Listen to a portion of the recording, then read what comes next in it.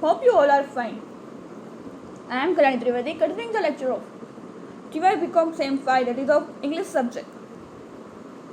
We have completed 4 units of textbook and we will start with the last unit, that is 5th, and name is Sheikh Charmer, written by Chunilal Madia. Chunilal Madia was born on 12 August 1922 in Dhoraji, જે આપણે વાત કરી જ્યારે રાજકોટમાં, ગુજરાતના રાજકોટ જિલ્લામાં રહે છે.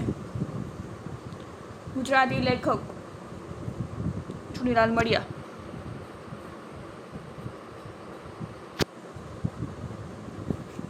એક મદારીની વાત, ચખરા ની આપણે સ્ટાર્ટ કરેલી. કઈ રીતે એમને ઉજળિયાની ટેકરી પરથી મેલ અને ફિમેલ કોબરા કઈ રીતે લઈ આવેલા. ગામોગામ ખબર વડીલોને બધાને ખબર પડી ગઈ કે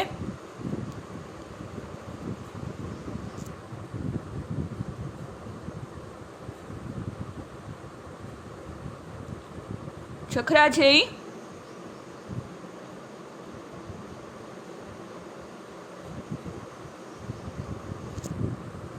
મેલ અને ફિમેલ કોબરા લઈ આવેલો છે.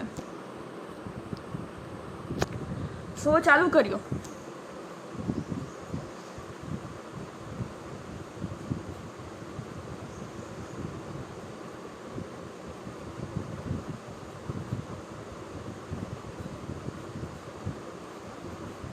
કઈ રીતે શો ચાલતો હતો, પબ્લિકનું ટોળું હતું અને ચખરા બેમ્બ વગાડીને શોને પકડી રાખેલો હતો. ત્યારે તેજાબા એમની આંખો છે beautiful lady of the village, એમની આંખો ચખરા પર હતી, પરંતુ એ મદારીનું કોન્સન્ટ્રેશન માત્ર અને માત્ર એના બે સ્નેક પર હતું.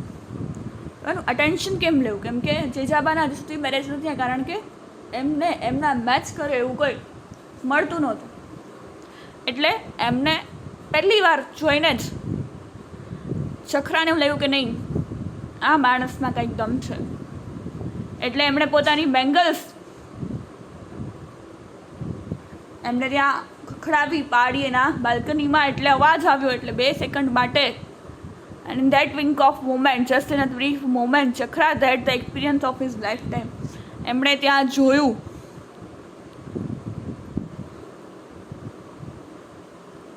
અને બંનેની આંખો મળી. Cobra Bear reached the pinnacle of joy when the notes of the flute had reached their climax. એટલું સરસ જોરથી બિંબ વાગતું હતું અને એટલું પીક લેવલ પર પહોંચ્યું હતું, એટલે કોબરા પણ એન્જોય કરતા હતા મ્યુઝિકને. To bring them back from their ecstatic swaying, the tempo of the flute music was gradually slow down. કે છે કે હવે એનું ધ્યાન ડાયવર્ટ થઈ ગયું, એટલે ચખરા છે એણે પોતાના મ્યુઝિક સંગીત ધીમું પાડવા માંડ્યું. Instead there was a sudden break and that disrupted the absorbed cobras. કે એમાં ઇન્ટરપ્શન આવ્યું, એટલે અડચણ આવી, એટલે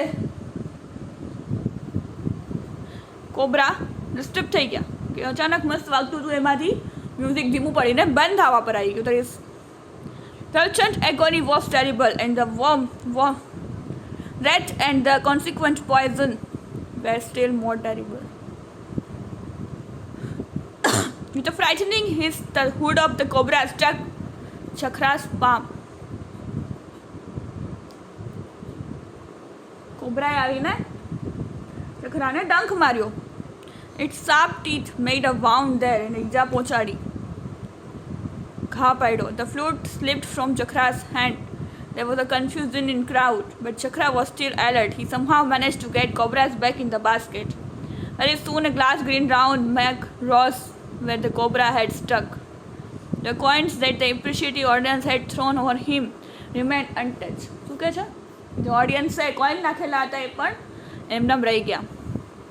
From the news spread all over the town that Chakra had been bitten by the cobra. હવે આ ન્યૂઝ પણ સમાચાર ફેલાઈ ગયા ગામમાં કે ચખરા નહીં, સાપે કરડી લીધું છે. One of the people in the crowd remarked, "You may bring up the snake on milk, but it is snake after all." કહે તું મને દૂધ પીવડાવીને કે ગમે તે રીતે વશમાં કરી લાવ્યો હો, પરંતુ તે તો એ સાપ છે, જનાવર છે. And then came another remark, "However small a cobra is a terrible thing." ગમે તેનો નાનો સાપ હોય કે કોબરા હોય, પણ એ ડેન્જરસ છે. Poison will always kill a person. It may be a small quantity or it may be a big poison. If poison is poison. શું કહે છે? ટીપું અંદર જાય ઝેરનું કે ઘણું બધું ઝેર જતું. ઝેર તો અંતે ઝેર છે. Again, it is not said that the mushroom would die as he is building and Paul diver would die in the stormy sea. In the same way, the snake charmer too would meet his death through his neck. નથી કહેવાતું કે and again is it not say that આવું કહેવામાં આવ્યું છે ને કે જે મોતી અંદર જે દરિયામાં ઉતરીને મોતી લેવા જાય એમાં ડૂબીને મરી જાય, તો શું સાપ પણ જે મદારી છે એ પણ સાપ ત્યાં કરડવાથી જ મૃત્યુ પામે છે? Is it a joke? શું એ જોક છે? Keeping such enormous snake in such big basket, it is a task as difficult as walking on a razor's edge. ચાકુની તલવારની અણી પર હાલવું એના જેટલું ડિફિકલ્ટ છે કે વાહ, ભયાનક કોબરા જેવા ઝેરીલા સાપને તમારે બાસ્કેટમાં પૂરું એન્યારે શો કરવું. But must do panic like the most austerate yogis, and one must deny oneself lots of things. Only with the power of such purity can this animal be kept under control. It is after all not easy to shut the dwellers of ant hills in a basket. Ant હિલના ટેકરીના જનાવર કે કોઈ બી જનાવર એટલે કે સાપને, આ cobra જેવા ઝેરીલા સાપને બસમાં કરવો એ નાની વાત નથી. કોઈ purity of heart, power of સચ પ્યોરિટી તમારા અંદર પવિત્રતા હોય તો જ એ થઈ શકે, બાકી આ પોસિબલ નથી. Moreover, an elderly experienced snake charmer may at least try to do something. This Dakra is mere boy. What could he do? And believe me, this profession of snake charmers is an art by itself, and it is very a difficult art at that. શું કહે છે?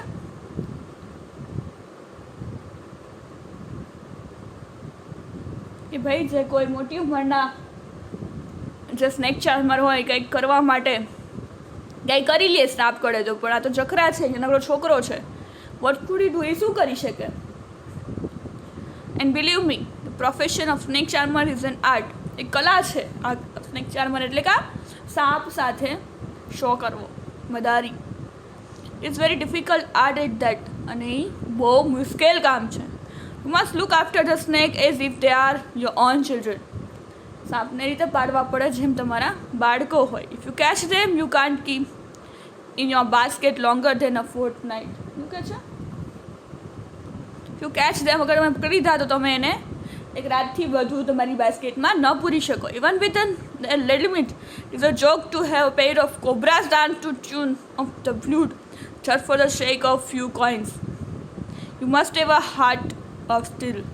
It is not easy to have a heart of steel. Your mind must be pure, and your eyes should be clear like pouring oil. A little impurity can do a lot of harm. કોબ્રાને પહેલાં તો લઈ આવવા એ પણ એક મોટું difficult task છે, અને એ પણ તમારા બિંબના સંગીત, મધુર સંગીત સાથે એમ કોબરાને નચાવવા. કોબરા સાપ એટલે કે ઝેરીલો સાપ, અને એના માટે તમારું હાર્ટ સ્ટીલનું હોવું જોઈએ, એટલે કે બહુ મજત કઠણ હૃદયવાળું હોવું જોઈએ. It is not easy to have a heart of steel. સ્ટીલનું હાર્ટ એવું કઠણ લોખંડ જેવું હૃદય હોવું બહુ મુશ્કેલ છે. Your mind must be pure. તમારું માઇન્ડ પ્યોર હોવું જોઈએ, ચોખ્ખું. And your eye should be clear like pouring oil. Oil જેવું તમારું આંખો એટલી ક્લિયર હોવી જોઈએ. Even a little impurity can do a lot of harm. તમારું જરાક ગફલત તમને નુકસાન પહોંચાડી શકે છે. Snake charmers are destined to beg, and so they have to go got to hold out their hand at every door. શું કહે છે? એને ભીખ માગવાનું, હાથ લંબાવવાનું જ હોય છે, એનું નસીબ જ હોય છે મદારીનું. કોઈ પણ દરવાજે જઈને હાથ લંબાવો. But their eyes must be always stooping. Even if the bracelets of the lady of the house jingle and the eyes of the snake charmer should never look up. કે કોઈ પણ સ્ત્રીઓ જ્યારે કંઈ આપવા ત્યારે એની બેંગલ્સનો અવાજ પણ આવે તો પણ એની સામે એને ન જોવાનું.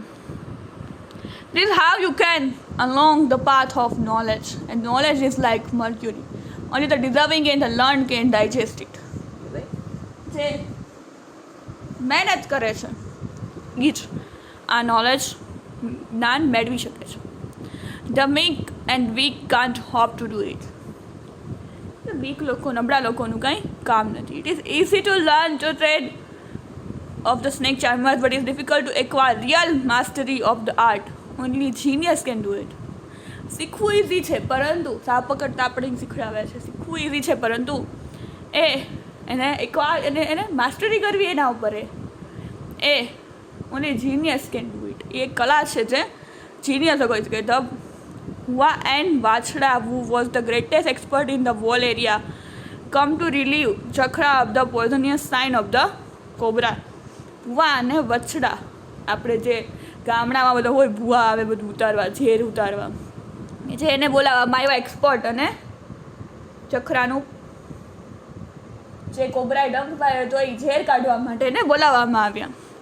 He chanted mantra after mantra and he tried to his very best, but he was still unable to bring any relief. ઘણી મંત્ર બોલીને ઘણા બધા પ્રયત્નો કર્યા, પરંતુ એમાં કાંઈ પરિણામ મળતું નહોતું. એને કંઈ ઝેર ગયું હતું અંદર, એટલે એ પેઇન થતું હતું, એમાં કાંઈ દુખાવો ઓછો નહોતો થતો. People were disappointed. Chakra was lying stiff, and in deep sleep, he seemed to have no conscience at all. અગર એ બેહોશ થઈ ગયો છે તો એ લાગતું નથી કે હોશમાં આવે. લોકો પણ દુઃખી હતા. The audience expressed its disappointment in various ways. પોતાના દુઃખો અલગ અલગ રીતે એક્સપ્રેસ કરતા હતા, વર્ણન કરતા હતા. They were like challenge to the Bua, who now started chanting his mantra desperately. હવે ચેલેન્જ કરવા માંડ્યા ભૂવાને કે તમારામાં કેટલી બી તાકાત હોય ને તો તમે આને સાજો કરી દો. But his efforts were still futile. એનું કાંઈ બધું નકામું, કાંઈ એને અસર થતી નથી. He tried the final remedy against snake bite. He took a long piece of cloth and recited some more mantras. અને અલગ અલગ કપડું લઈ એના જે ડંખ મેળો તો એના ઉપર કપડું રાખીને હજી અલગ અલગ મંત્રોચ્ચાર કરવા માંડ્યા. He gave one last warning to the snake. Now everybody expected that the poison from Chakra's wound would come out. If not, the Bua would start tearing a piece of cloth from end to end, and the snake too would get torn like that. શું કહે છે? કોઈ લોકો ને એવું થયું કે હવે ઝેર એની મેળાએ અંદરથી બહાર આવી જશે આ મંત્રોચ્ચાર દ્વારા, અને એ કપડું એના હાથ પર રીતે વીંટાવા માંડ્યું. એવું જ્યારે કે લાગે છે કે સ્નેક સાપ ઉપર પણ એવી રીતે કપડું વીંટી દેશે. People sitting beside Chakra's body heard his mutter something in his semi-conscious state. જે નજીક બેઠા હતા લોકો, એને લાગતું હતું કંઈક બોલે છે, ગડગડે છે, બોલવા માગે છે પણ કંઈ બોલી શકતા નથી, એવા બેભાન અવસ્થામાં. He was supposed to have said, "Why are you harassing those dumb creatures in the basket?" Had it been only the poison of snake, it would have gone long ago. But with that poison is mixed the other poison, which is sweet and yet sour, and there your magic won't work. શું કહે છે?